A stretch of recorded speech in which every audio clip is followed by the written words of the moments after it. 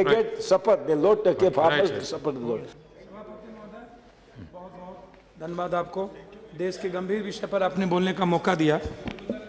सभापति महोदय, देश में दो सबसे बहुत ही गंभीर इशू देश के सभी छात्रों के लिए, एक तरफ पूंजीपति शिक्षा माफियाओं के द्वारा जिस तरीके से छात्रों का शोषण कोचिंग संस्थाओं के द्वारा, और दूसरी तरफ इस देश में, और देश में खासतौर पर दिल्ली, पटना, बिहार के सभी जिलों में, और दिल्ली में खासतौर पर भारत और नॉर्थ और देश के सभी छात्र छात्राओं, खासतौर पर गरीब मध्यवर्गीय छात्र किसी तरीके से अपनी शिक्षा दीक्षा करने दिल्ली आते हैं।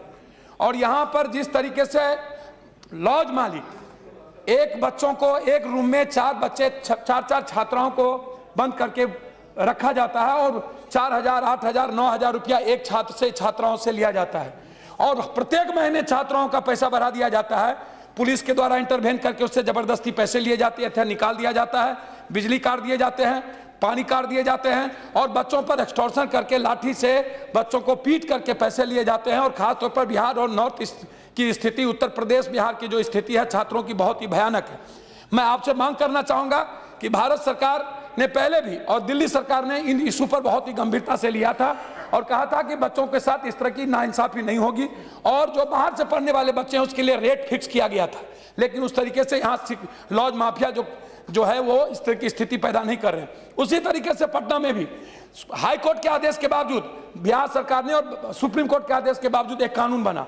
कानून में यह तय किया गया कि लॉज की क्या गुणवत्ता होगी, क्या स्थिति होगी, कितने फीस होंगे। एक लॉज में 2 मात्र छात्र रखे जाएंगे, 4, 5, 6 छात्र नहीं रखे जाएंगे। छात्राओं को इस तरह से नहीं रखा जाएगा। दिल्ली में एक रूम में 6, 7 छात्राओं को रखा जाता है और जबरदस्ती पैसे वसूले जाते हैं, 8,000, 9,000 रुपये।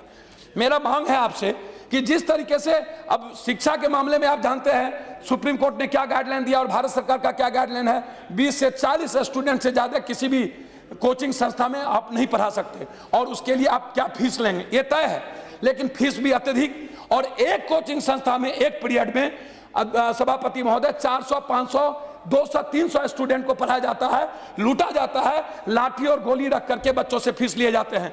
मैं मांग करूंगा जो सुप्रीम कोर्ट और भारत सरकार का आदेश है, जो शिक्षा की गुणवत्ता का जो नियम है, उस नियम के मुताबिक कोचिंग संस्था में इसकी एजुकेशन हो, फीस लिए जाए। और दिल्ली में जिस तरीके से छात्र छात्राओं पर अत्याचार हो रहे हैं, मैं मांग करूंगा मंत्री महोदय कि आप इसमें इंटरवेन करके दिल्ली में जो लॉज की स्थिति है ये बहुत भयानक है। आप बिहार के खासतौर पर आप हैं, बिहार के बच्चों को बचाइए और जबरदस्ती किराया वसूलने पर आप मना करिए। माननीय अध्यक्ष जी,